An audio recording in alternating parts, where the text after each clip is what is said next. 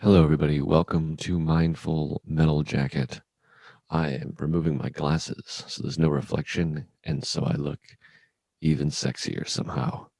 If you're just hearing the audio, you might want to go to YouTube and subscribe to my YouTube so you can see my sexy glassesless face for a moment.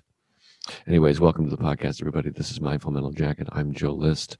First and foremost, I want to apologize for no episode last week. I was surprised by how many people reached out, upset that there was no episode or looking for the episode. I appreciate it. But yeah, it was just a matter of being a little overwhelmed. I was on the road for a week, and if I can't do a quality episode, I'd rather wait a week.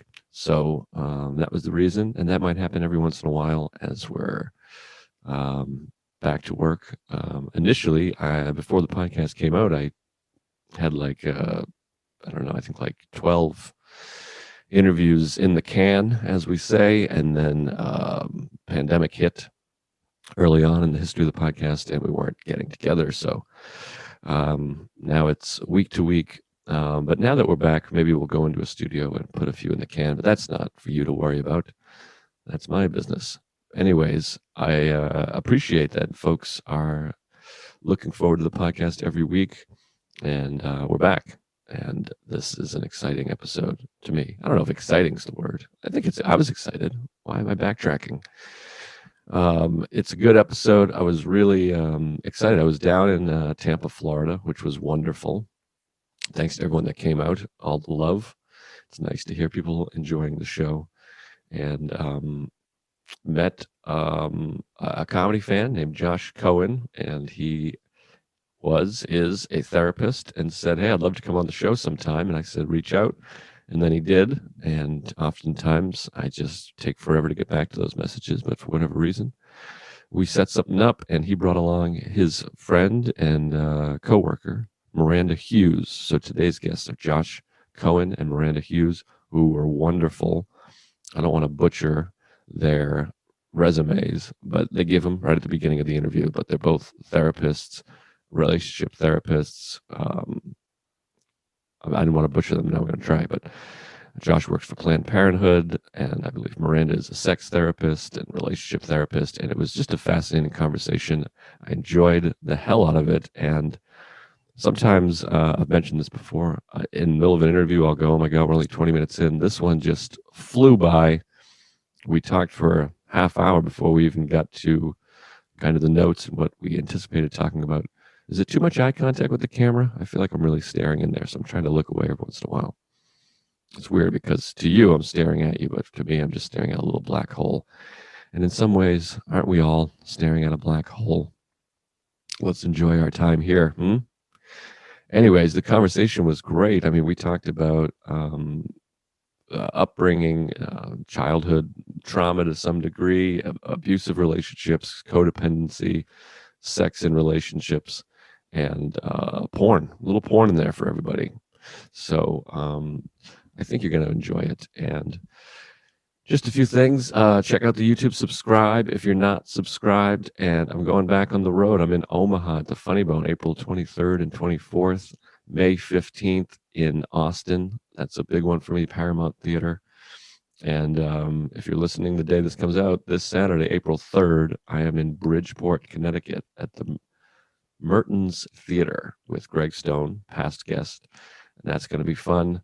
And also, I want to say the comedy clubs in New York are back open. I'll be at the Stand and the Comedy Cellar Friday night, and the Stand a bunch throughout the month, as well as the Cellar and hopefully New York Comedy Club as well. So go support these comedy clubs. Yikes, my hair looks horrible.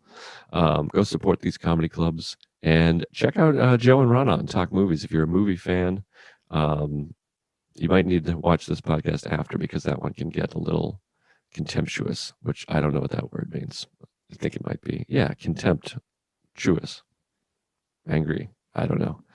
I'm not as smart as I look, but I'll tell you who is smart: Miranda Hughes and Josh Cohen, and you're about to enjoy a wonderful conversation with them. I'm so grateful they came on the podcast, and I think we might have them back at some point. It was really that good of a combo. So subscribe to the YouTube and come see me live at some point. I got dates in Omaha, Kansas City, Des Moines, Funny Bone, I think in May, Austin, and yeah, a bunch of fun stuff I'm really excited about. So do that. And of course, Tuesdays with Stories. And if you're a Tuesdays with Stories fan, we got a new editing film guy. We're going to take that Patreon to the next level. So plenty of Joe lists, probably more than you need.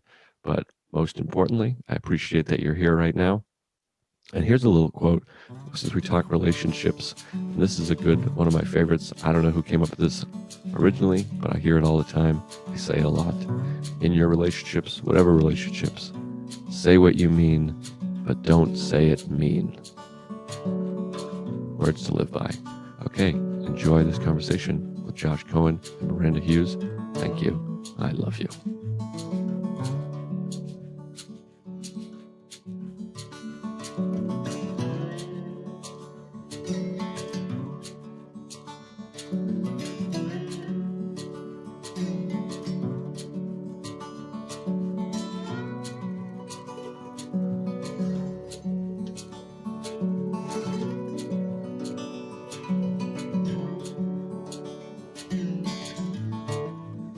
All right, folks, we're here, we're live, and I'm excited. This is, first of all, we're not setting history, setting precedents, creating history. This is the first 3-person Mindful Metal Jacket episode of all time.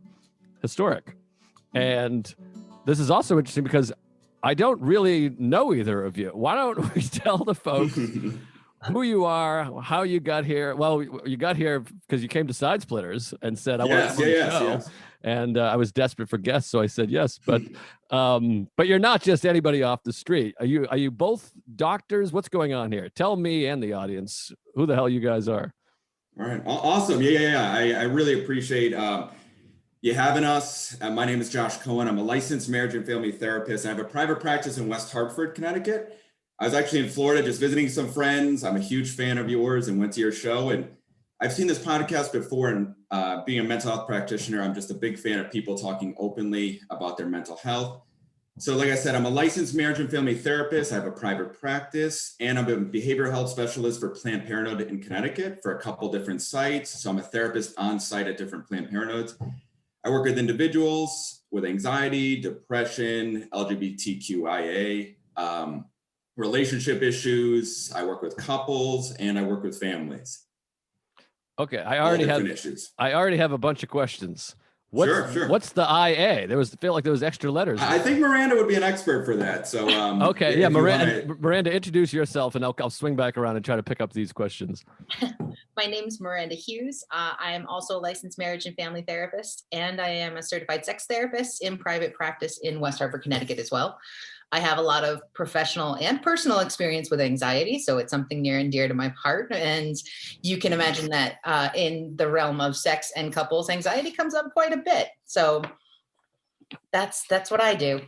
Great. Awesome. I'm so happy to have you guys because I love sex and I have anxiety. So Miranda, what is the IA that Josh added to LBGTQ? I being intersex and A being asexual and ally. Okay, so what is intersex? Intersex is when there is no distinction. You're born with reproductive parts that aren't 100% one way, 100% the other way. Oh, interesting. Boy, I don't mean this with any disrespect. I'm very grateful that I was born whatever the opposite of intersect is, and just I didn't have to deal with any real confusion there. Is that okay to say that I'm grateful for that? I think that's all right, right? Yeah, absolutely. Don't get me wrong. I have plenty of sex anxiety and confusion, I guess. So maybe I shouldn't have said I have no confusion, but not I didn't have to deal with any of the things we just mentioned, if that makes sense. Oh God, I'm so nervous. Okay. No, I mean, it's a great point, dealing with anxiety in relation to like who I am, how I am, my body and everything like that. It adds a layer of stress and anxiety for a lot of people. Yeah. Okay. So I wanted to ask a question going back to your role at Planned Parenthood is in like therapy, anxiety kind of thing. Exactly. I'm basically an on-site therapist there. So one day a week I'll be in the office, and patients of theirs will kind of directly be referred to me if they're open to seeing me. And I just provide individual counseling, sometimes couples, sometimes families. But yeah, just direct therapy for them. I see. Well, I've been donating $10 a month to Planned Parenthood for about 5 years. I don't know if you get any of that money. I don't, but I do appreciate it. That is a great thing. No, I love Planned Parenthood. I had genital warts was the reason I was there, and a lot of shame. And no, they didn't offer me a therapist, but I could have used one because I felt horrible shame and also fear that I was, gonna give my girlfriend, now wife at the time, cancer, and also was just disgusting looking. But they were so nice, and the doctor could not have been friendlier and kind, and she was just amazing, and it was so discreet and wonderful. And I mean, it's funny that I say discreet. Now I'm just talking about it on a podcast, but I didn't need discretion, but they were willing to be discreet. And that's when I started giving money to them. So I love that and I appreciate it. But I did go to a sex clinic one time, like the free clinic. So I also have herpes. I'm no one trick pony. And I remember filling the thing out, and one of the questions was, do you think you might have a problem with alcoholism? And I said yes, and they sent me to a person. Is that kind of what you would do there if somebody says yes, do I have a drinking problem? Yeah, exactly. They'll give the patient oftentimes different questionnaires, mental health screening tools, maybe a substance abuse screening tool or something like that. And then they'll review it with them if they notice they're checking off a few of the boxes and talk about what's going on, see if they're seeing anybody, seeing if they're on any medications for that. And if it seems like there's something going on, then they're not seeing anybody, they'll give them my name. Yeah, that's great. So, I mean, that's just, you guys are doing service, it seems like to me. So appreciate that. Yeah. Because it is, I mean, first of all, it's nice to be, I'm also grateful to be living in a time where it feels like there's a lot of places to go for this stuff. I mean, when I got herpes, I guess I was like in a relationship shortly after that. But I know there's like forums for it, and it's just so and warts and all that stuff. I assume all of these things we're dealing with, all the letters we mentioned too, have all these online forums and stuff, which is so amazing because you can kind of privately go deal with all these things in some kind of internet forum. The flip side of that is you can also be bullied and shamed and destroyed via the internet as well. I don't know if that's a question, but that's just the thing I threw out there. If anybody has anything to add to that, if not, we could just move on, I guess. It's 100% true. You can find pretty much anything you're looking for. Yeah, which to me, and I talk about this on this podcast all the time, is just connecting with somebody that's dealt with something you're dealing with is like enormous. And I think I've shared this story before. When I was in my early 20s, I started dealing with panic disorder, panic attacks, and just horrendous, crippling anxiety and like almost daily panic attacks. And I went to see a therapist, and she just said, oh yeah, you have panic disorder. And it was like, just that was like this massive relief that it was, somebody knew about it. They're like, yeah, that's what you have, that thing. And that I always talk about it. I felt like I was suffering from Joe List's disease. And so just hearing, and that's the nature of 12-step programs, is just like-minded people. So all of this stuff. But some of these things, I imagine, going into family therapy, it's a little bit trickier to find that relationship stuff. Do you guys do group therapy with relationships? Is that a thing of the past, kind of group therapy? I feel like that was very popular 30 years ago. Is that still going on? There are definitely a lot of programs that do groups. There are a lot of private practitioners that do groups, but typically a group will be separate individuals coming in with, maybe, like you said before, they all share some kind of diagnosis or some kind of issue and are looking for similar treatment. With family therapy, I'll bring in the couple. If there are multiple partners, bring in multiple partners. If I'll bring in the family, I brought in uncles, aunts, grandparents, neighbors, whoever. So I'll bring in a bunch of different people for that kind of stuff.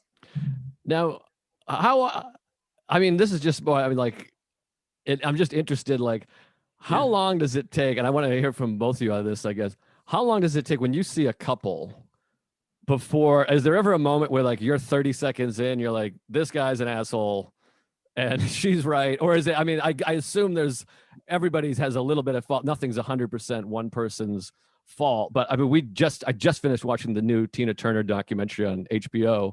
I mean, I imagine if I talk to these people for 30 seconds, I'd be like, this is an abusive piece of shit. I mean, does it ever happen immediately like that? And how often are you, this is going to be, I guess, a lot to volley back at you guys. How often is it you think one thing and then after a few sessions, you're like, oh my God, I was completely misunderstanding this? That part, that second part of like, oh my gosh, I had this conception, like, you think you've got it in 15 seconds, and sometimes that may be right, but there's so much more, especially if, for me, when I work with couples or when I used to work with families, I think I've got it nailed, and it could be a month down the road and somebody's like, hey, by the way, did I mention this? And you go, ooh, my conceptualization just got blown out.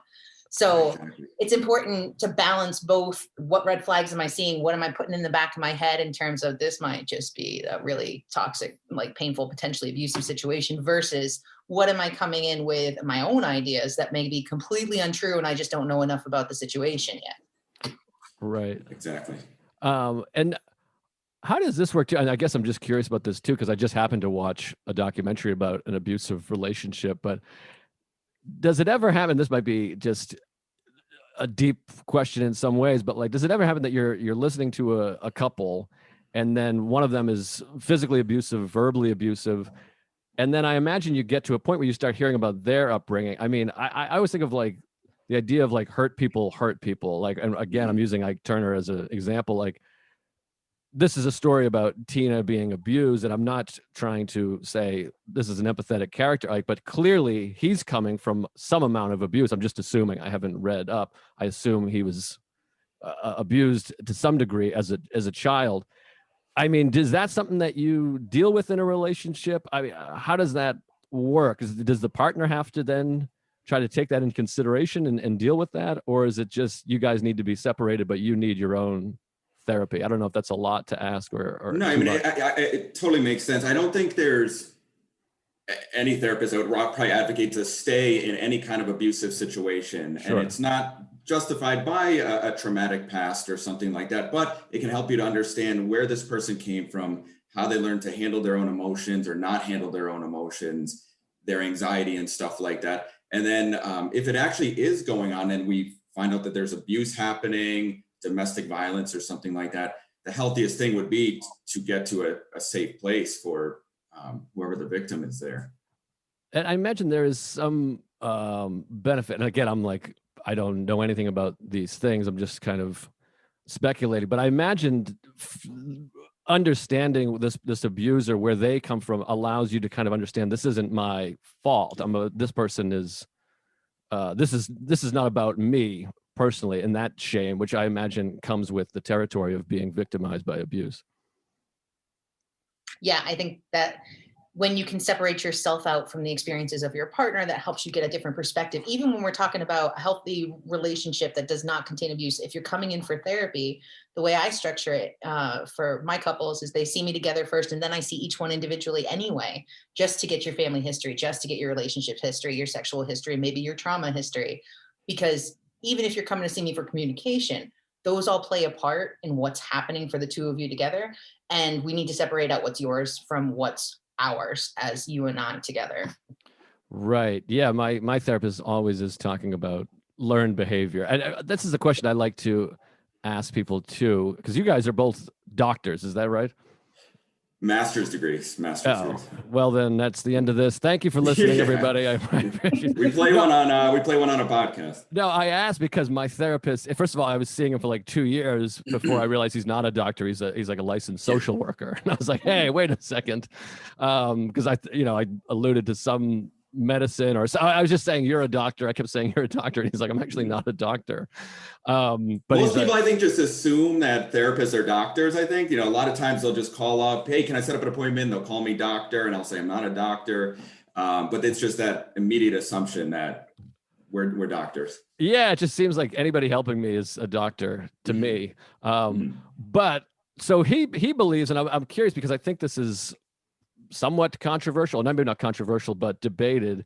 His thing that he said to me a long time ago was that like there's like very severe like bipolar. There's a few things that are hereditary, but he's a believer that almost all this stuff is learned behavior, anxiety, panic, even OCD and alcoholism. All these things are actually learned behavior. Where are you guys on that?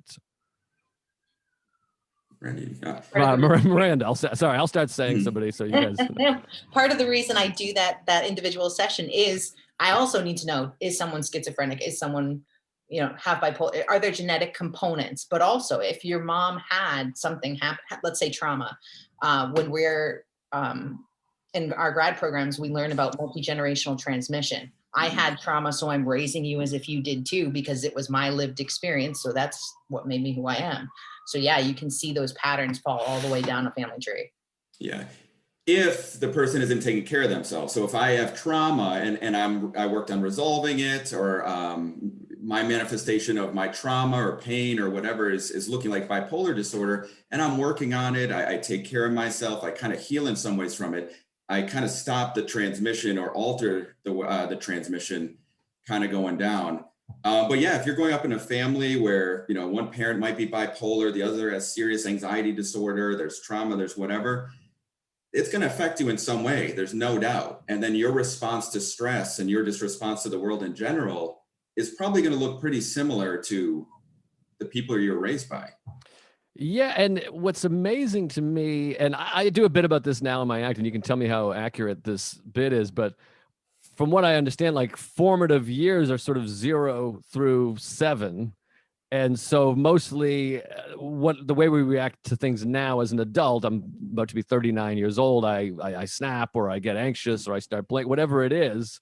I got anger and anxiety. That all comes from when I was 2, 3, 4, 5, 6. Is that right? And then it becomes harder and harder to undo that after the age of 7, I imagine, particularly because you're essentially unconsciously doing things at the age of 8, 9, 10. There's not a lot of 10-year-olds going, boy, I really got to change my patterns here. Is that about accurate? There's one of where I kind of ground from is attachment theory. So you're going to be looking to your caregiver, your mom, your dad, whoever, for how do I react to things. So if I'm little and I'm being held and something happens and I look to my mom and my mom's freaking out, oh my God, I should be freaking out too. If I look to mom and mom's like, we're good, then we're good. And I'm going to base those reactions off of it. So I'm going to take how anxious I am about my surroundings from what's happening with my primary caregiver during those formative years. And yeah, you can work on it absolutely going forward after that, but it does lay the groundwork of like, how do I view myself? How do I view my surroundings? How do I view the people that take care of me? Will they be consistent in taking care of me? Yeah. How do I manage these feelings? What do I do with these feelings? What do I do with this situation? We're very quick to filter through that old paradigm that was created 0 to 7. And it's like, this is like a reminder. And then we get triggered back, and we have to do a lot of work on a regular basis to kind of alter that and respond in a new way. Yeah, it just seems like such a task to try to do it. The last guest I had was Dr. Judd Real Brewer. doctor. I don't know if you guys know Judd Brewer. He wrote this book. We both listened. Oh, great. Yeah. I mean, he's fantastic, but it really is difficult. I was just reading the book, and it's so tricky. By the way, the punchline to the joke is, if you guys have an 8-year-old and he sucks, you blew it. Like, it's just too late. He's an asshole, which I don't know how much truth there is to that exactly. But I do like the idea of somebody having a 9-year-old who's like acting up and crazy, and you're like, oh shit, it's too late. Our kid sucks. But I mean, that's, I guess, what I'm trying to undo now with my own anxiety and stress. But my mother is an extremely anxious person, and she has OCD and is very particular and, terrible anxiety. And then my father is just, I think, also anxious, but extremely sort of quiet and seemingly a bit disconnected, kind of in his own world, which that combination allows me to really ruminate on things. Again, no question, just well, I mean, letting you guys in know family therapy terms, there are different kinds of boundaries. There's enmeshed boundaries where there's too much closeness. There's rigid boundaries where there's too much distance. And then there's like kind of secure boundaries where we're right in the middle in a healthy way. Oftentimes a parent who's really anxious, like you described your mom, there's going to be more of that enmeshed boundaries. Like, you have a feeling and she has a feeling. It's like you don't have your own feeling and she stays calm. And that's just too much closeness, and that leads to some serious issues. And then your dad, with more rigid, more distant, more disconnected, that leads to some of its own issues too, because you have feelings and he's just aloof or absent or isolated or disconnected, like you said. Yeah, well, it feels like, and this is what my therapist has always said, and maybe you've heard me, if you listen to the podcast, allude to, I found these notes from therapy, which I'd love to get your y'all's opinions on. I think I have them like favorited, or somewhere I have photos. I found, my mother found these notes from, I saw a therapist or an analyst when I was 7, and she took notes on them. And some of them are like, it was interesting because, first of all, it was like emotional for me to see, but it also kind of helped me, kind of what we were talking about earlier, to be like, oh, I've just been like this since I was at least 7, which does take a little bit of that shame away, because part of me is not to just take advantage of having 2 therapists on my podcast here, but but there is an amount of shame of like, God, I had good parents, I'm successful, I'm healthy, and yet I'm still riddled with this anxiety and fear. So finding these things of like, oh, this is how I was raised to be, or sort of created, does help a little bit. Then you're still stuck dealing with all those things. Yeah. I mean, Miranda could probably agree, where a lot of clients come in and they first say, I'm broken. I need you to fix me. There's something wrong with me. I've always been like this. And they take it, there's so much shame and there's so much weight they put on, like, that's just how they were born, as if they were, the doctor handed them and said, you're given someone with anxiety issues and panic disorder and this and that. But a lot of it is learned. Most of it is learned, or a response to the environment. Yeah, so that's interesting. And Miranda, maybe you can talk about this a little. Like, so I developed panic disorder and panic attacks, and started having like really severe panic attacks in my early 20s, where I would be on the ground and shaking like violently, and it'd go about a half hour, heart pounding, and just completely out of control. And those were like, I would say I have like anxiety attacks and panic attacks. Where I have anxiety attacks where I'm obsessing about a tooth or some kind of hypochondriac episode. And then I have panic attacks where I'm literally on the floor, legs are shaking, like it looks like I'm severely ill. But my parents never had panic attacks like that. So it's interesting that it's learned behavior, but no one in my family ever had panic attacks to that extreme. How does that come about, if that's answerable? Yeah, I think it's answerable, because panic attacks, we're talking about, it got to a point where like the lid's been blown off the container, like there's no stopping it now. The anxiety that builds up to it and the patterns of not being able to regulate that anxiety, that's what's learned. The panic attacks push you one step beyond. And what I try to say to my clients is, like, panic attacks will convince you, brain, body, all of you, that you are dying, like this is the end, this is how we die. And your body responds appropriately, but it's stemming from anxiety and just too much. Body shuts down, can't do it. So it's really important to be able to notice the connection between the mind and the body, which I know we talk about all the time. But when you feel it in those types of terms, like, you have people that come in and say, oh, it's just in my head, I have panic attacks, I get anxious, whatever. If I took your blood pressure during a panic attack, we're not just saying, oh, it's in your head. This is quite literally serious as a heart attack. You're going to have medical manifestations of physical or of mental anxiety and panic and things like that. So it's important to kind of, nobody taught me to have a panic attack, but I also wasn't taught how to regulate that anxiety and bring myself back down so that didn't happen either. Right. Yeah. I'm standing on the shoulders of giants. I've taken it a step further, I guess. But so maybe if you listened to last week's episode with Judd, I kind of talked about how my anxiety somehow manages, and this blew my mind, that I could start having like really physical pain, like in my tooth, not from even grinding my teeth, but from actually just this weird pain there. And it's like not a, what do you call it? Acute pain. It's just a general pain. And then a doctor tells me there's nothing wrong with your teeth, and it goes away. And it's like, I have no pain for about a week. And then all of a sudden I got stomach cramps or a headache. And I've had so many, which is like magical in a way to me, that's kind of stopped through therapy and all this stuff.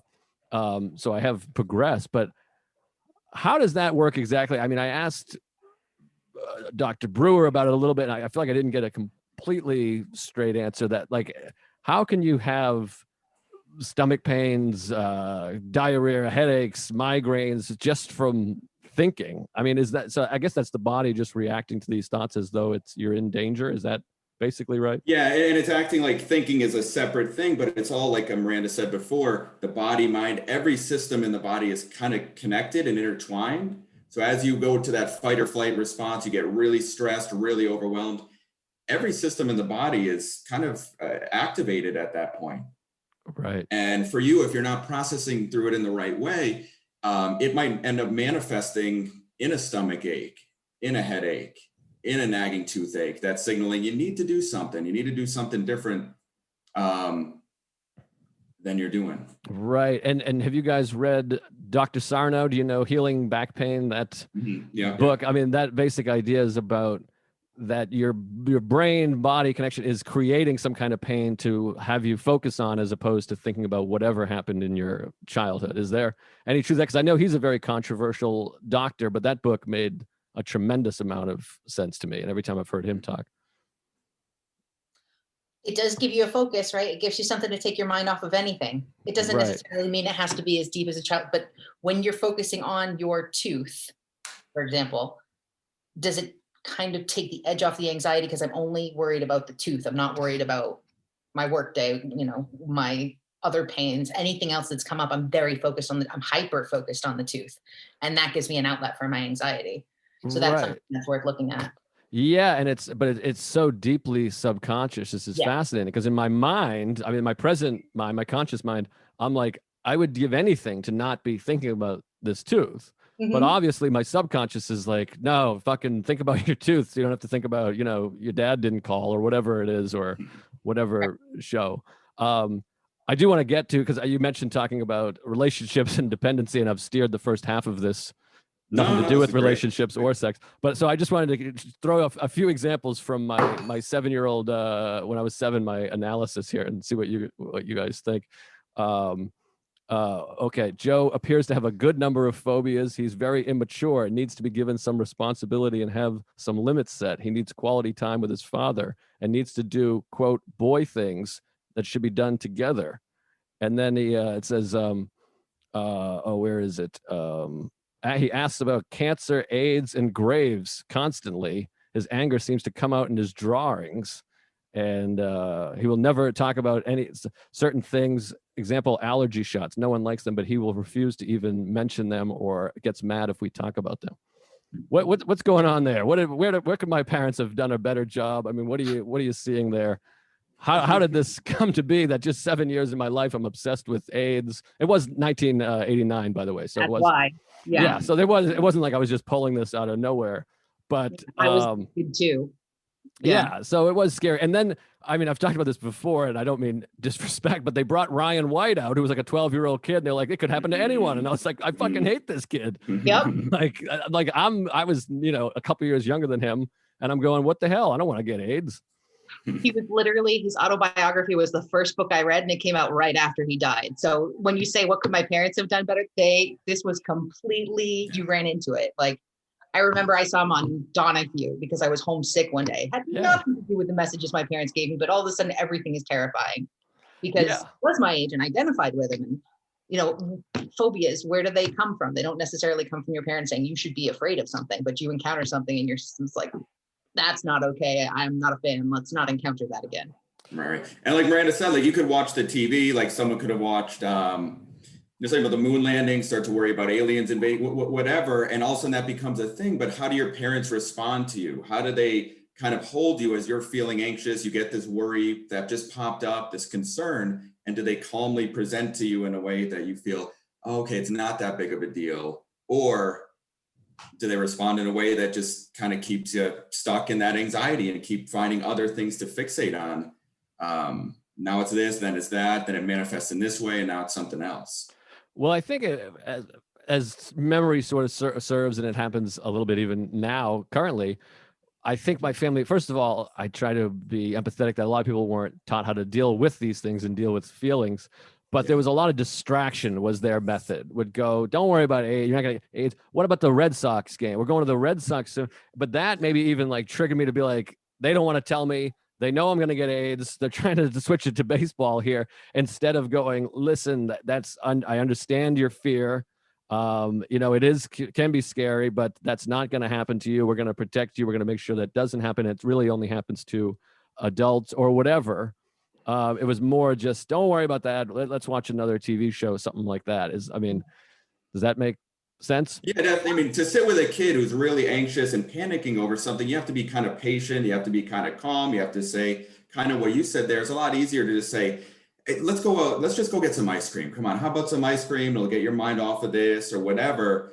But sometimes it kind of works a little bit, but it really doesn't soothe the kid in the way that they need to be soothed. Mm-hmm. Right. Oh, go ahead, Miranda. The parents' comfort discussing those types of things too. Like my parents definitely didn't sit down and say, here's what AIDS is. Here's why you're not going to be exposed to it potentially. Here's the like grounding principles of why this isn't a thing you can be anxious about, because they weren't comfortable talking about it. They didn't feel like they knew about it. They were trying to avoid it. And again, ice cream is a lot easier to go with. Yeah, which leads to alcohol.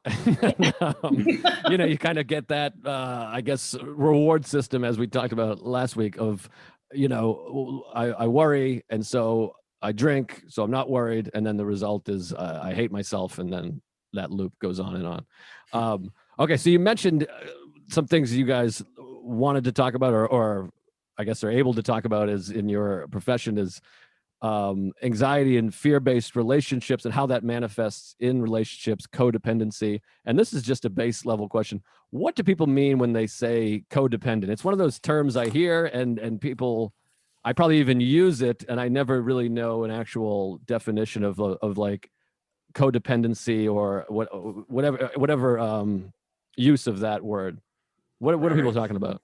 Yeah, you know, there are many traits of codependency that we could talk about in a second, but in a general way, it's basically someone focusing on someone outside of themselves. It could even be your pet, but focusing on outside of yourself and engaging in a pattern of behaviors that end up resulting in self-neglect. You know, you end up not being taken care of. Your needs aren't taken care of. It's all about the other. It's all about the other.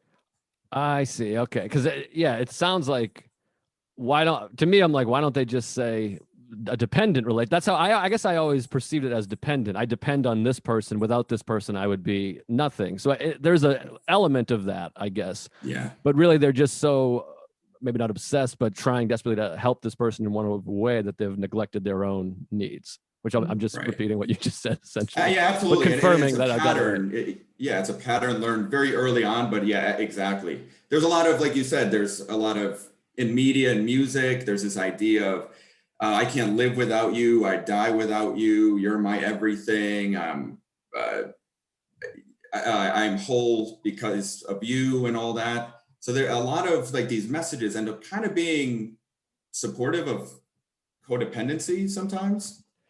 Yeah, it's interesting. I've always talked about that as like, I guess, an idea of possibly a bit, or I just kind of think like a comedian, but I've always thought that of like, I'm nothing without you. I can't live if living without. And I've been in relationships where I've been obviously deeply in love. I have a life partner and we're in love, but I have thought, I'm like, well, I'm a lot without you. I mean, like, I want you to be with me, but if you left me, I would survive. I would, I have a lot of friends and, and work. So I guess I haven't been in a codependent relationship, which is good. Is it possible to be way too self-centered to be codependent? Because I feel like I'm always thinking about myself, which is like, feels like the opposite of codependence. I mean, does that make sense? Well, there is the opposite of codependence, which is more of like an avoidant style. It's called like counter-dependent, where it's like, I don't need anybody. I don't want anybody. I'm totally good on my own. Those aren't bad things to say. To say like, I don't need someone, that's actually healthy. You want to be with someone. You shouldn't, ideally you don't need to be with someone. But if that's coming from a place of like, when you have to be with someone, you're not able to be emotionally available. You're not able to be vulnerable. You're not able to be intimate and connect. Then it's, problematic if you're saying, I don't need anybody. I'm totally good on my own. Right. And what, it's probably learned behavior again. Like, what makes somebody into that codependent? Is that learned behavior as well? I mean, we all know people that, I have friends that are in like a 9-year relationship. They break up, and within like a week, they're in another serious relationship, and they're in like 3 serious relationships over the course of 25 years. What leads to that? Miranda, if you want to take that one. Yeah.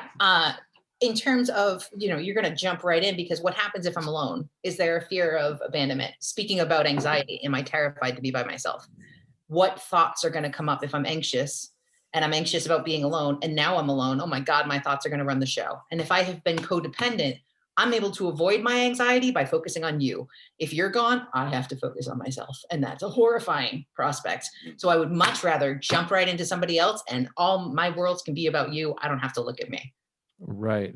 Now, is it possible to be codependent with an entire family with like 12 people? Because I mean, there's people that I know that are like, they're always thinking about talking about their sister, their other sister, their brother, their husband, and kind of solving everybody's problems but their own. Is that codependency also, or what's that? Yeah, because like I said before, it's kind of like that enmeshed idea of like there's no separation, there's no like individuality there. And that's sometimes what happens with codependency is I have no value unless I'm with somebody. I have no value unless you're around giving me praise, giving me acknowledgement, giving me what I need. So yeah, you could be codependent with your whole family, it seems like, but you know, they might consider it more enmeshed with your family. What does that mean exactly? Sorry, enmeshed. Keep in mind that I am a moron, and I think a lot of people listening. No worries. Miranda, do you want to explain or you want? Sure. We need layman's terms. Enmeshment it stems out of the family's response to anxiety. Do I want you super close so that we make decisions together? Do I want it so that if I'm upset, you're upset, we're all upset? We're responding emotionally rather than logically. We can't really separate those two out when we're together as a family because we're one big thinking group, right? Or one big feeling group. If I'm going to go do my own thing, that can feel super threatening because you're not nice and close with the enmeshed family. Yeah, so it's interesting, and again, I'm making this about me, but hopefully a lot of people can relate to it because I feel like that is how my family operates, kind of a big Boston, that kind of family. I always laugh. Like I'll hear people say, we're going to have a family reunion. I'll talk to friends. I'm gone this weekend. I'm going to a family reunion. And I always think that's so funny because I'm like, my family was together every single Sunday and most Saturday. I mean, whole extended 25 people always, still now. I mean, when I call, one of my favorite jokes ever was on The American Office with Mindy Kaling. I think BJ Novak's character leaves for a while and he comes back and he says, what have you been up to? And she says, Kim Kardashian got married and whatever, Barbara Streisand. And he said, but what's going on with you? And she says, I just told you. And it's like a amazing joke, but that's how I feel with my family. I'll say, what's going on with you? And it's, well, this person did that and this person's fighting. And I'm like, well, what about you? I don't understand. And they're like, well, that's what's going on with me is my sister did this and my cousin did that.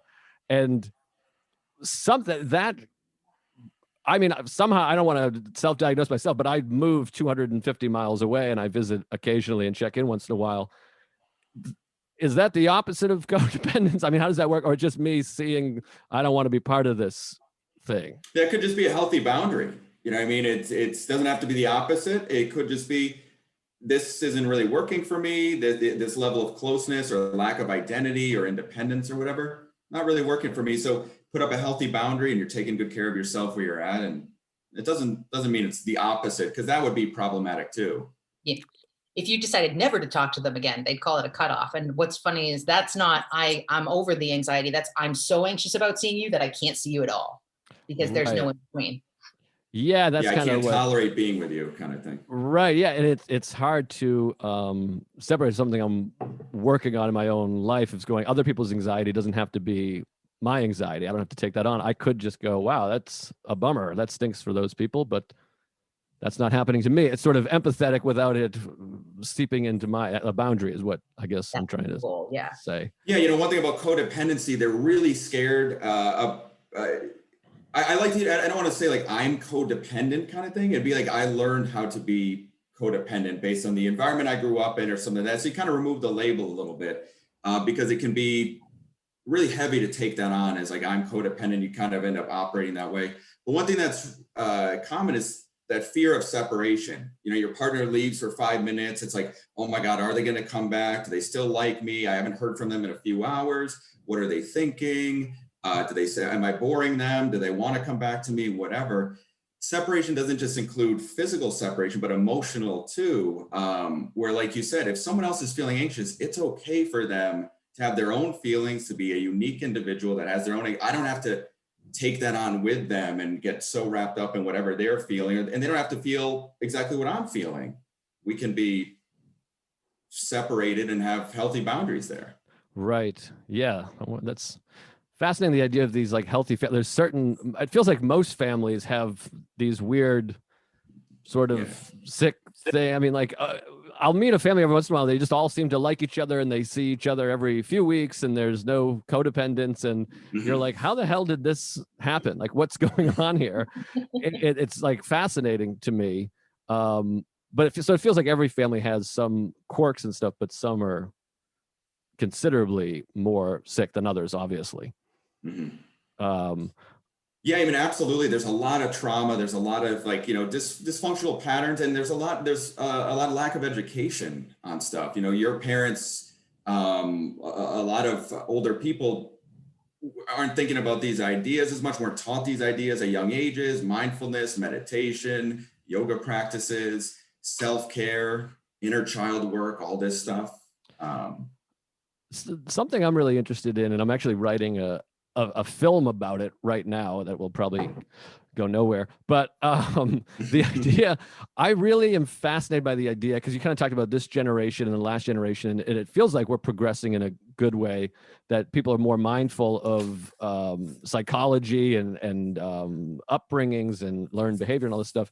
So I feel like there's going to be more and more people of my generation, and certain more so the younger generation, I think, that are kind of confronting their parents on these things. What is it like? I mean, you guys deal in couples therapy and family therapy. What is it like? I'm 39 years old. My parents were young when they had me, so they're in their early 60s. I mean, what's it like if I go there and go, "Hey, I got OCD, I got alcoholism, it's all learned behavior. You fucked me. What is this? What is that?" That's such a fascinating idea to me. And then I leave the room and they're left there. I don't know what the question is exactly. Nobody steal this because I'm writing a movie about it. But what is that? I mean, it's the idea of being like, I need to address this because it's causing a lot of anxiety and stress and anger for me, mostly anger, I guess. Is it wrong to put that on their lap? Is it good? I mean, what happened? I don't know if this is a question. I'm volleying it back to you. Miranda, you look like you have something to say there. It is. Yeah. When we went through grad school, my roommate and I had a deal that if anything happened to one of us, the other one would completely destroy the computer and any notes because we had to be writing on our own families the entire time we were in school. Right. I wasn't welcome at family gatherings without, I swear to God, if you bring up what happened when dad was 12 again, you need to leave because it was constantly drudging up this stuff, right? So you in therapy individually would work with your therapist to figure out, is it helpful to address them face to face? Is that something I need? How do I want that to look? If I need to address them in my mind and not directly, how does that look? Do I write them a letter? Do I kind of work through it with what they call an empty chair technique kind of thing? Or do I need to like come to terms with they did the best they can with what they had, and can I move past it without directly speaking to them? And nothing is a given. You don't necessarily have to confront them. You don't necessarily have to not. What's going to work best for you? What's going to work best for your family? And then if you decide to talk to them, I mean, it's a good idea to have it happen in session, right? But what do you want that to look like? How do you make that structured in a way that you're not going to be like, remember when I was 5? Thanks for that. You completely screwed me up from there on out, right? How do you make it a constructive conversation to get what you need out of it, to get those needs met that were missing back when you were however old? Right. Yeah, it's a great point because if there's certain feelings coming up for you and it's like, oh, geez, I'm blaming my parents for these feelings. I think there's definitely ways you could soothe yourself there. But if your parents are still behaving in certain ways that are maybe violating certain boundaries, and you could take care of yourself now, like Miranda just said, telling them what you need right now. And that could be really, really great. Maybe not even having to confront them for everything from the past, but like Miranda said, there are ways to maybe talk about things that had happened. But it might take some like professional help, like, really working on your own stuff, because we could easily get very triggered and then it can turn pretty toxic. Right. I mean, first of all, this is proving I have a great therapist because he says all these same things, or maybe it's proving that you guys are great therapists, because I know he's a great therapist. But no, it's interesting. There's in sobriety circles, there's a saying, say what you mean, but don't say it mean. Which I love, is that idea of you can't just be like, fuck you, dad, or whatever, but you can say, man, I really could have used a little more help there. I would have, if you could have said this or hugged me or done this, that would have been really beneficial. But like you said, you have to kind of weigh that of like, how much is this going to destroy or upset this person? And I can't change it anyways. We can't go back to, 1989 and have someone say, you're not going to get AIDS, pal. Here's a hug. So it is a tricky thing, I guess. And hopefully people are getting something out of this and it's not just me. No, but you bring up a good point, because sometimes we'll say something, dang, when I was 6 years old, I wish you hugged me more. I wish you were calmer. I wish we connected more and played more, or something like that. And we're talking about something in the past that maybe we could still have met right now. I could ask my dad, hey, I know we didn't hug a lot then, or it kind of bothered me then that we didn't. I would really appreciate one now. Maybe we could find a way to connect now rather than just, not saying it's a bad thing to ever focus on that, or, get some insight from that, some awareness from that, maybe talk about it. But there are ways that you can make a change right now too that could be really helpful. Yeah, no, that's something I had to do in my life, and it's been beneficial. As Pete Townsend wrote, let's get together before we get much older. Teenage Wasteland. Bob O'Reilly's the name of the song. I have to say Bob O'Reilly because other people will email me and go, that's not the name of the song, you idiot. But okay, so let's talk about sex a little bit, because you mentioned that, I forget in what context. I have notes, but I can't read them because I just scribbled them down. Oh, how it manifests. Just anxiety and sex. Codependency, anxiety, and how it manifests sexually. What were you thinking in that? How does that work? And why do I feel shame even when I have regular old sex with my wife? Why do you feel shame around sex in general? Yeah, I mean, what's going on there? Half the reason that's my specialty is because there is so much shame around just mentioning it. But the last year has been super interesting in terms of codependency or enmeshment or things like that. We were forced to stay with our partners for a long period of time. So I've had plenty of couples be like, oh my God, I think we're codependent now because we've spent so much time together, but it's not the same fusion. It's a matter of circumstance. What is happening though, is that closeness and right on top of each other and anxiety is killing desire. So sex for a lot of folks isn't happening right now because you need that space in between to have attraction for your partner. When you don't get that, because you're right on top of each other, because you're in the middle of quarantine, desire can, for some folks, go out the window. Yeah, it's interesting because at the beginning, we ended up straightening it out, but at the very beginning of pandemic in like late March and April was the first and only time in my life that I was like, I can't perform sexually right now because I was freaking out because I'm like, are we all going to die? And it was just this thing of when can we leave the house? What's up with the economy? And also there is the thing, and I don't know, maybe this is vague, but when you're just kind of not getting dressed, we're not showering, we're kind of wearing pajamas and you're sitting there and you're anxious, it's hard to shift into that thing of like, here we go. I mean, for me, a lot of desire comes out from like, you're dressed up, you're out and you're attractive to other people. So that makes you more attractive to me. We're going out and you're part of the world. But when you're just in the house constantly, it does take away. And you're kind of like I said, that was the only time in my life I've been like, I mean, I can't physically, I'm unable to have sex right now, but it's good to know that was relatively normal and only lasted a couple weeks. I'm back, baby. Yeah, there was this original thought that the pandemic, lockdown, people are going to have way more sex. They're not going to leave the bedroom because they don't have to, kind of thing. But it ended up being the opposite, which is really interesting, like Miranda had said. But like you said, Joe, like with that anxiety, with maybe a lack of self-care happening, obsessing about something else, not really being in the moment. Yeah, it's going to kill sex drive. It's going to make it really tough to perform and really tough to connect in that way. Right. Yeah, it's weird. So, I mean, like, is it because of our education here in the United States and sex ed and stuff? I mean, like Europe feels so free form and all this stuff with nudity. I mean, I watch a lot of foreign movies. Like nudity is just nothing. Sex scenes are just in there still now. I mean, I've been married for years. I've been with my wife 10 years. We have just regular old missionary sex. And afterwards, like, I'm sorry. I don't know what's wrong with me. I hate myself. I mean, like I have this feeling of like, oh God, what are we doing? It's just like embarrassing in general. I mean, Miranda, you're making a face. Maybe I'm exaggerating a little bit, but there is a thing of like, oh, what is this? I'm an asshole. I'm gross. I want to make it clear. I'm not like actually an asshole. We're having consensual sex. It's fine. But like, I still have this icky feeling of like, oh my God, what's getting into me?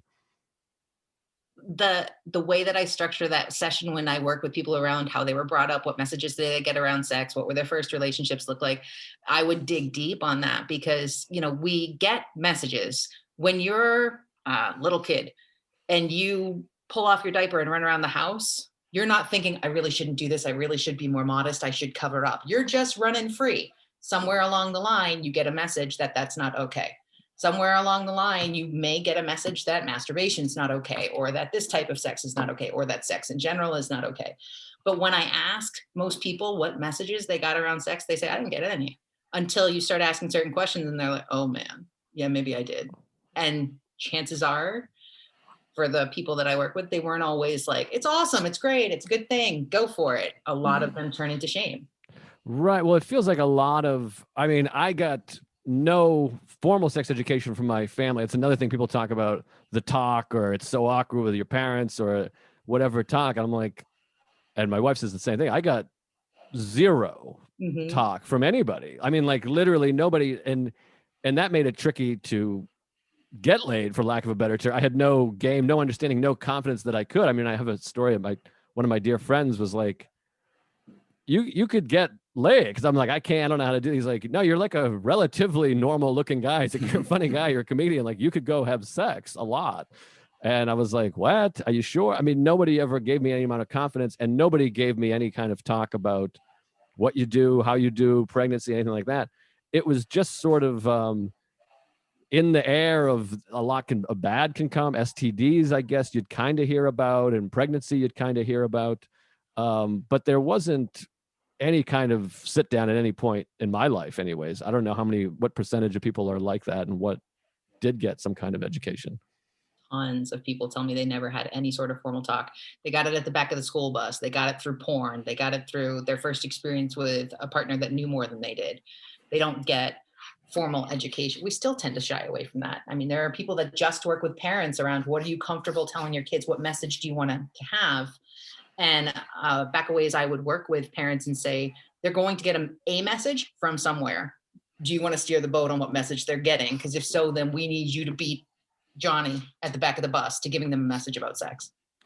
Right. And then beyond sex, it's just affection and connection. Like, how do your parents connect to each other in terms of their affection and closeness to you also, things like that. And then you said before, Joe, just shame in general. It's not, we're not going to like walk into the bedroom door, walk into the bedroom and suddenly leave our shame and our thoughts that we're not enough, that we question our performance on anything we ever do. We're going to enter there. And this is a very, sacred space. And it feels like, for a lot of people, they have to really perform here or something like that to get their value, their worth, make sure they're pleasing their partner or something.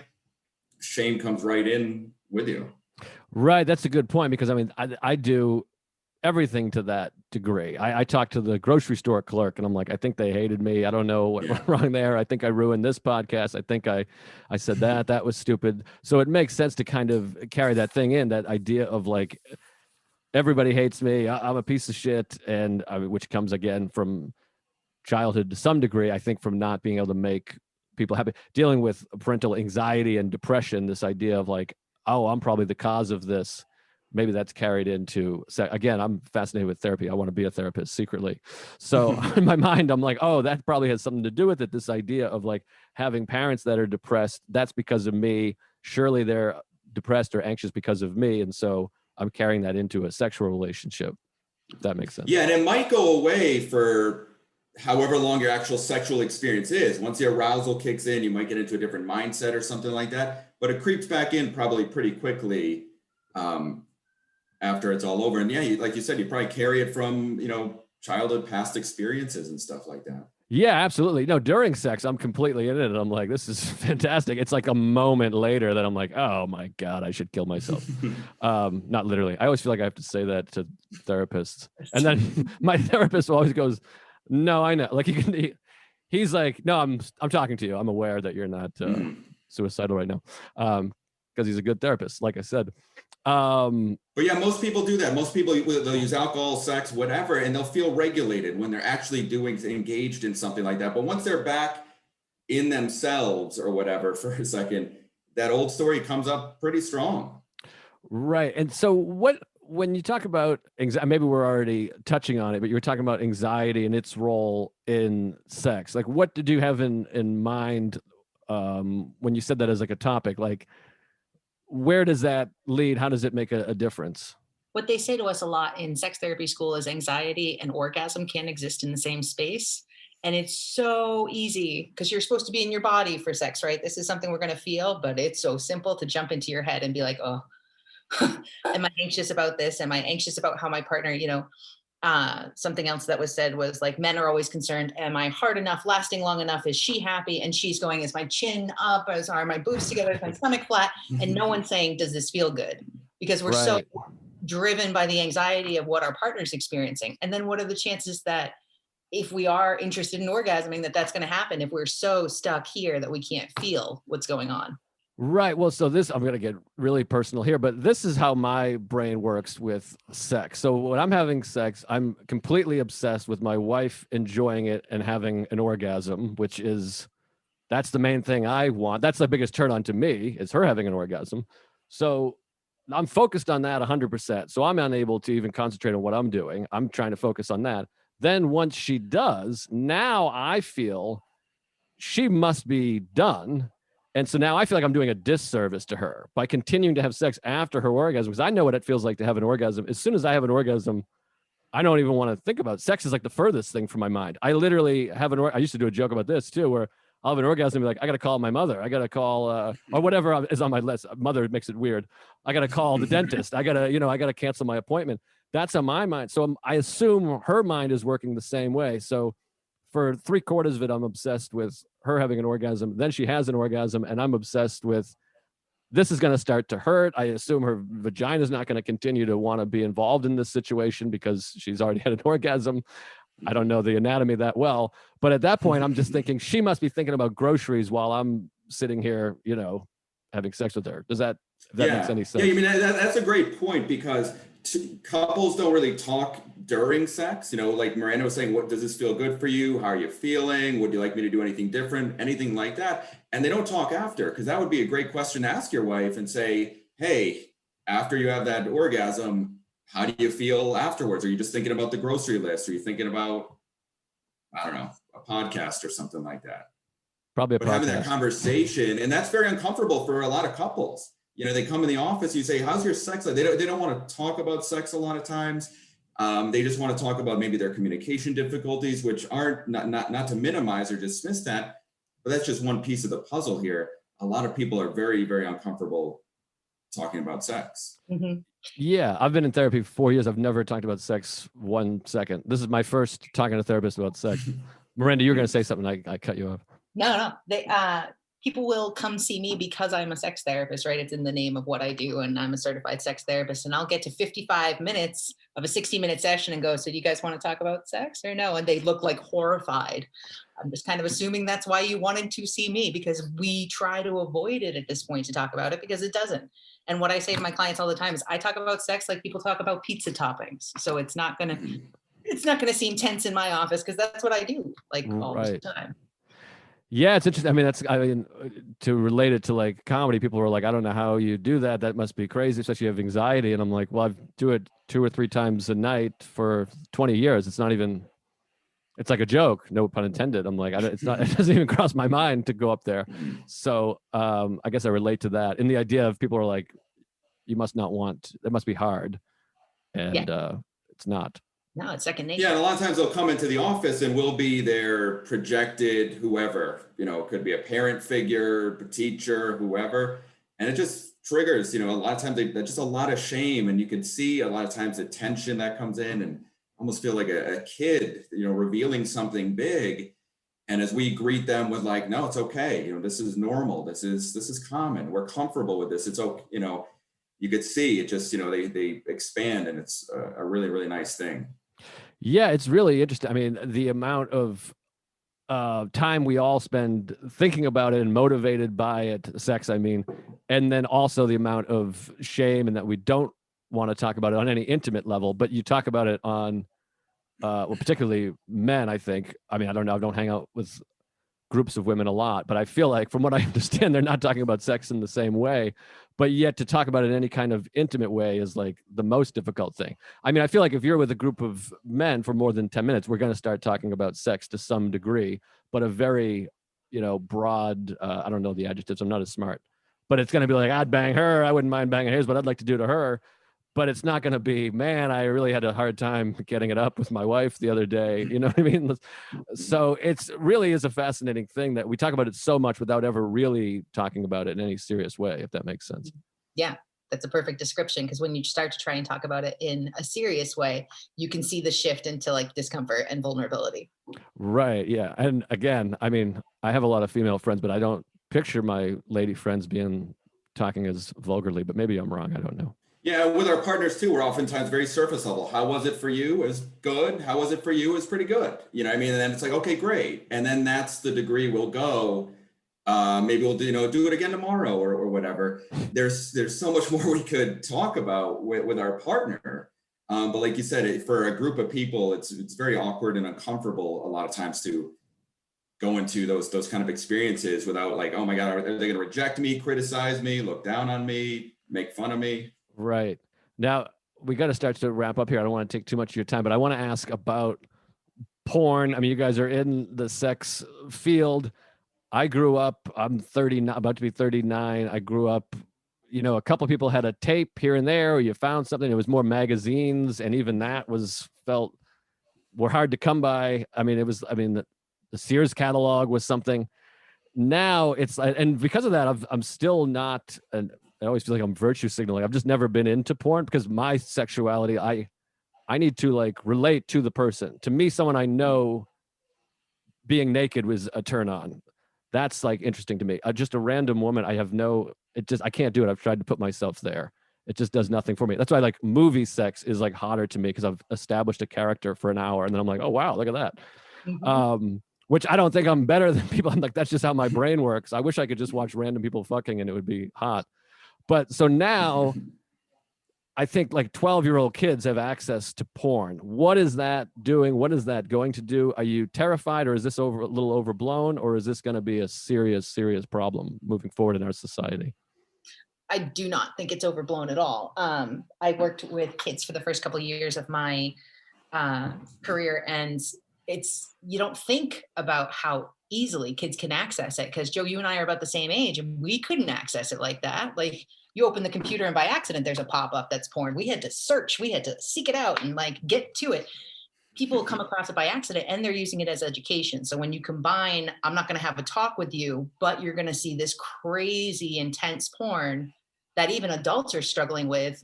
We used to have the pizza guy that came to the door and the storyline and leading up like you were talking about. And now we've just got boom, boom, boom, boom, flooding our brain with these feel-good chemicals and this super close-up shot of some type of penetration, for example. Our brains are not processing that in the same way that it processed pizza guy. And now we're 12. So there's a lot of factors that didn't exist when you and I were growing up that are going to be huge factors in teaching kids about sexuality moving forward. Yeah, like you said, Miranda, still and lacking, in addition to that, and lacking the sex education. Like, it is definitely getting better. There are more sex therapists out there. There are more educators and stuff. But that, in addition to the abundance of porn out there, it can be, it can be really tough. Like, how do they end up learning to connect with themselves in a really healthy way, and how to connect with someone else in a really healthy way? Yeah, it was funny. Last night I was at a comedy club and I was talking to a friend of mine who's a woman, and she made some joke about breasts and being jealous of a celebrity's breasts. And then she was like, well, who should I was like, that's a bit. And she was like, well, who's a good example of who to use as the celebrity who has great breasts? And again, I was like, I'm so bad with this. I've never been like, I was like, I don't know. Like, I've always liked Parker Posey, which is embarrassing. But like, I'm like, I don't know, Scarlett Johansson, but we know her boyfriend. So it was a weird thing. But anyways, we all started Googling, and I typed in best celebrity breasts, and I went to images, and it was just porn. It was like full nudity. And I was like, whoa. And it was like a, fully naked bush. I'm like, this is insane. Like, I literally wrote celebrity breasts or something. And like, you scroll, and I'm like, this is just full nudity, full spread on my iPhone. So it made me think, like, if you have a 13-year-old, I mean, you're just doomed. I guess you got to have some kind of sex talk early. I don't know. I haven't thought about it. Yeah, I'm too not much, sure but exactly how it works, but I'll hear from parents that the kid is just playing a regular video game, and then all of a sudden, like porn is popping up, or someone sending them something in some way, and it's out there, and it's easily accessible and easy to stumble on accidentally, and then all of a sudden trigger something, and be very confused. And their parents' response to a kid stumbling on that is a big deal too. How do the parents respond? Are they shaming the kid and yelling at the kid, criticizing the kid? Or is that a good opportunity to educate and connect with their kid around a very natural thing? Yeah, and I think about, and I promise I'll wrap up in a second, but I think about this term that I love, hedonistic adaptation, about the idea of you buy a giant house and within a few months, that's just your house. You're not excited, so you got to buy something else. And that must be obviously existing with porn as well. I mean, I have it just in my own sexual fantasy. You go, well, I don't want to just have, regular, you watch missionary sex when you're 12, you're like, oh my God, this is insane. But after 8 months, I imagine you're like, let's take it to another level. And before you know it, you have some really dehumanizing shit going on. Yep. Which I imagine will also be an issue. Yeah. Bert Kreischer actually does a bit on that too that I loved, about how like he's going through porn and trying to find something that catches his attention. And it was like, I think a great example was Girl on Girl. He goes, what am I, 12? And keeps moving up the ante. Right. Right. And then what does that lead you to? Yeah, exactly. And then you're 60 years old trying to have, a 48 person gangbang on a whatever, whatever it is. So put that in the pile of huge problem that I don't want to solve. And this is what we were talking about earlier. I have to compartmentalize that. I don't have to take on all the world's anxiety and the parents' anxiety, I guess, but right. I wouldn't want to, I'll put that in the pile with climate change and whatever else of like, well, we're going to have to just deal with that at some point. Guys, this has been amazing. I could keep going. It just flew by. I appreciate you guys. Is there anything you guys wanted to talk about? Absolutely honored to be here. Loved it. Thank you. Oh, good. Anything you guys wanted to talk about we didn't get to, or I steered the ship away from at least for a long time. I hope, is there anything you want to add? No, I think we're pretty good. I think we're good. All right, great. Miranda, did you have something? No, it's been great. Thank you. Awesome. Yeah, maybe we'll do it again. Thank you guys so much. Do you guys want to plug anything? You guys are just like civilians. You don't even have podcasts and shit, or do you have things to plug? Nope, I got a website, joshcohentherapy.com, and email, joshcohentherapy@gmail.com. If anyone has any questions or wants to talk about anything that we talked about today, please feel free to reach out. Awesome. And are you guys solid booked? Because I know a lot of people have reached out asking about therapists, and my therapist says I'm overbooked right now. I mean, is that slowing down, or is it still filled up? I would not. Yeah, no, it's very, very busy. Very, very busy right now. Yeah. But it's always worth reaching out, because some people do wait lists, so you never know. Yeah. People have been moving a ton, which plays a factor during COVID, since they can do remote work. Yeah, Awesome. Absolutely. All right. Awesome. Guys, this was so fun. I appreciate it. And yeah, thanks very much. Thank you. Mindful Metal Jacket is hosted by comedian Joe List. Produced by Joe List. Edited by Matt Kleinschmidt. Executive producers Robert Kelly and Matt Kleinschmidt for the Laugh Button Podcast.